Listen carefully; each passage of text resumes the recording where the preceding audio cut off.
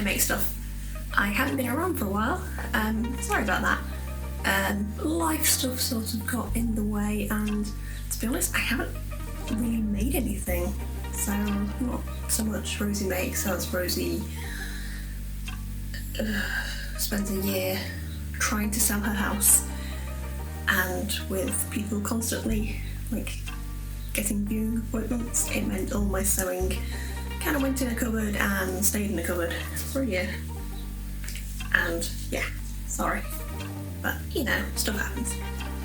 Anyway, so at the end of January we managed to move into a new place. This is it, and this is the dining room, and it is now my space. I have a little seat, I can watch the birds out the window. It's pretty damn good, and I'm very happy. So anyway, this video, I'm rambling, apologies for that. I got a little present through the post. I ordered it off eBay. It described itself as a 1940s catalogue for sewing patterns. There were no inside views, so only the front cover. I would argue it's possibly 50s. But it was £3.25, so I thought that might be a nice mystery opening. So, I've opened that. I've not seen inside. I actually bought it a few weeks ago, but I have pretty much forgotten all of the details, so yeah, moving house kind of sucks. I could not find anything. I know where everything is in my head in the old place, but translating that into the new place is ooh, hello. You're prettier than I remember. Shebang. Look at that, that's pretty. And we have a vintage ad on the back for Singer. Nice little illustration there. Like I say, I think this screams 50s, but there might be a date in it. You never know. Oh, I'm a dirty liar. Copyright 1947. Let's go through it on camera so you can see it.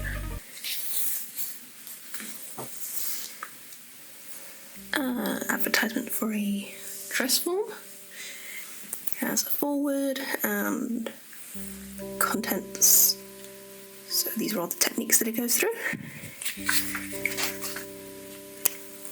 Equipment. So that's very industrial to have all of that table stuff for your sewing. Would be nice. Has a little bit about the fabrics and such, and information about taking your measurements, and then the very important thing of pattern alterations, which is a fine art in my opinion and needs more than a page of instruction.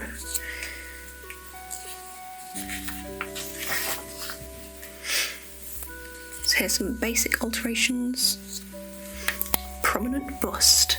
That's interesting. I've not seen that specific one before. Usually sort of when you do a large bust adjustment, it sort of goes out like a star from the bust point. That's interesting. And other ones basic sort of adjustments, lengthening, shortening, blah blah blah. Interesting. Large upper arm and thin arm. I've never found a pattern that I need to thin out the arm, but I suppose maybe you do need that. Large upper arm, that will be very useful adjustment. Lengthening skirts, it's not very interesting. And cutting.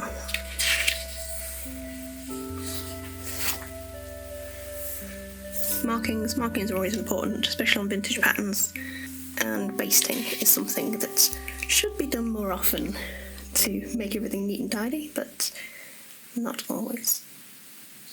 Ooh, hand basting with the aid of a Singer material gripper. That's a scary piece of machinery. Okay, don't like that.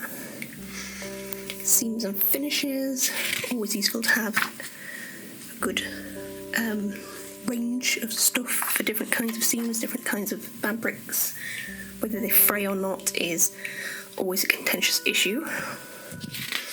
Pressing. very interesting. Sorry, people who like pressing. Darts and tufts.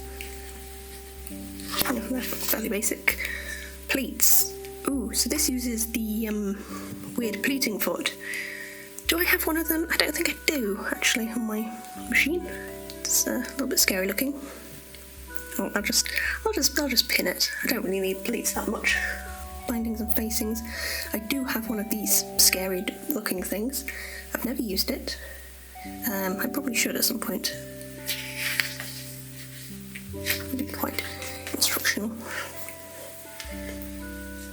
Ooh, binding scallops. That's interesting. I guess it's just a lot of faffy pinning. Interesting. Facing collars. That's good techniques to have. Shearing and ruffling. Not into that kind of thing. That can stay in the past. Thank you. Sorry. Corners. Yes, corners exist. Insets.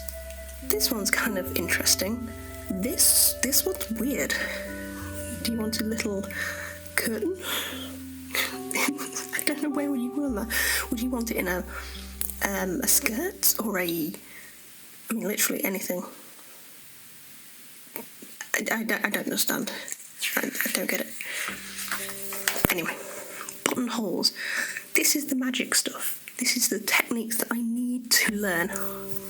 Because I do actually have an electric machine, believe it or not, and it does do buttonholes. Does it do buttonholes well? No, not at all. So I would really like to do bound buttonholes. Setting sleeves. The magic. I'm pretty sure it's just all witchcraft anyway, so I'll just... yeah. Collars and cuffs. Cuffs. Yep, good if you need to do something like that. Knots, bands and cordings. Bit boring. Plackets and slashes. Always good to know. Turning hems. Now that's an interesting piece of kit that you can still buy on eBay. It puffs chalk onto your hemline, but it seems a bit much for me. I have never used one, and I don't think I'll be looking for one. So there's an interesting foot I'd quite like to use. I don't think I have it though. Single edge stitcher. Not entirely sure what it does, but it looks cool. And that just sort of measures stuff, I guess. It's a bit overly engineered. Fastenings, always good to have. Ways of putting on buttons. Decorative details. What the heck is that? That's a 1.5 foot. Looks like a tractor. I think what it is doing is, like the buttonhole attachment that you can get for vintage singers, it moves the fabrics from side to side, so you can get like a zigzag. I think that's what it's doing. Ooh, simple tailoring. That is stuff I need to read and learn about because I'm not very good at it. But it's definitely an area I want to go into in the future. Children's clothes and sewing for infants. No thank you. Or what's that? No thank you. First school dresses. No thank you. Clothes for junior girls. No thank you. And clothes for boys. That's the last page. So you just have a bit of a glossary here and an advert. So that is it. I hope you found that interesting, informative, and I always like to pick up these vintage booklets just to see what they are, what information they've got, and hopefully I can learn something from them, because they're slices of history and I think that needs to be preserved. So thank you for going on this little adventure with me. I hope to be back with some more sewing and making, and maybe even some home decorating. Thank you for watching, and for everyone who subscribed and stuck with me this past year nearly, where I haven't been up to much. I can't tell you how much I appreciate that, so thank you. I hopefully will be entertaining you very soon with more sewing and making, and like and subscribe if you're not, and I will see you next time.